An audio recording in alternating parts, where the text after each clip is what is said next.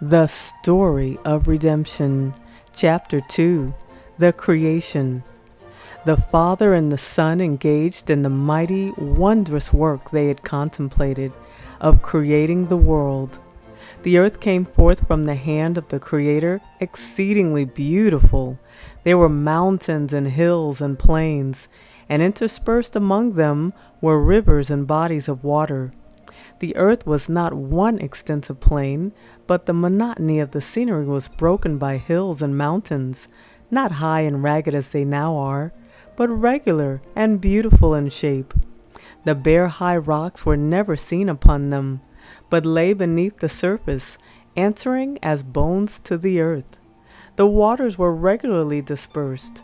The hills, mountains, and very beautiful plains were adorned with plants and flowers and tall, majestic trees of every description, which were many times larger and much more beautiful than trees now are. The air was pure and healthful, and the earth seemed like a noble palace.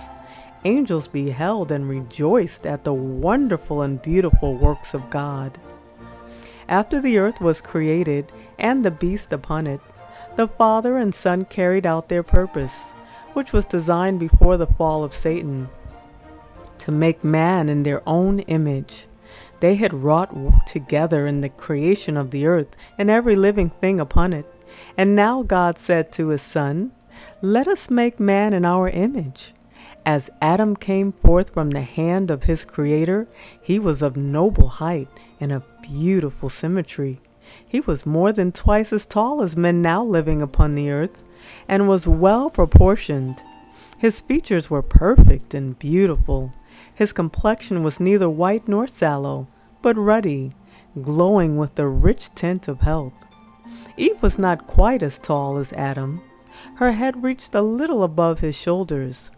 She, too, was noble, perfect in symmetry, and very beautiful. This sinless pair wore no artificial garments. They were clothed with a covering of light and glory, such as the angels wear. While they lived in obedience to God, this circle of light enshrouded them. Although everything God had made was in the perfection of beauty, and there seemed nothing wanting upon the earth which God had created to make Adam and Eve happy, yet he manifested his great love to them by planting a garden especially for them. A portion of their time was to be occupied in the happy employment of dressing the garden, and a portion in receiving the visits of angels, listening to their instruction, and in happy meditation. Their labor was not wearisome, but pleasant and invigorating. This beautiful garden was to be their home. In this garden, the Lord placed trees of every variety for usefulness and beauty. They were trees laden with luxuriant fruit, of rich fragrance, beautiful to the eye and pleasant to the taste, designed of God to be food for the holy pair. There were the lovely vines which grew upright, laden with their burden of fruit, unlike anything man has seen since the fall. The fruit was very large and of different colors, some nearly black, some purple, red, pink, and light green. This beautiful and luxuriant growth of fruit upon the branches of the vine was called grapes.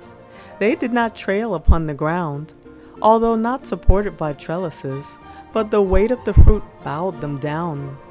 It was the happy labor of Adam and Eve to form beautiful bowers from the branches of the vine and train them, forming dwellings of nature's beautiful living trees and foliage laden with fragrant fruit. The earth was clothed with beautiful verdure, while myriads of fragrant flowers of every variety and hue sprang up in rich profusion around them. Everything was tastefully and gloriously arranged. In the midst of the garden stood the tree of life, the glory of which surpassed all other trees. Its fruit looked like apples of gold and silver, and was to perpetuate immortality. The leaves contained healing properties. Adam and Eve in the garden.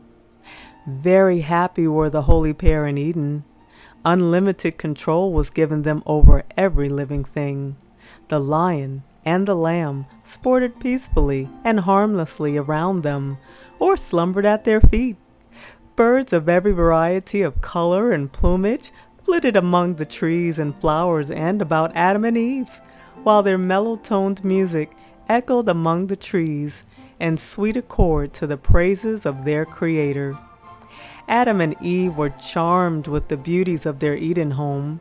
They were delighted with the little songsters around them, wearing their bright yet graceful plumage and warbling forth their happy, cheerful music. The holy pair united with them and raised their voices in harmonious songs of love, praise, and adoration to the Father and His dear Son for the tokens of love which surrounded them. They recognized the order and harmony of creation, which spoke of wisdom and knowledge that were infinite. Some new beauty and additional glory of their Eden home they were continually discovering, which filled their hearts with deeper love and brought from their lips expressions of gratitude and reverence to their Creator.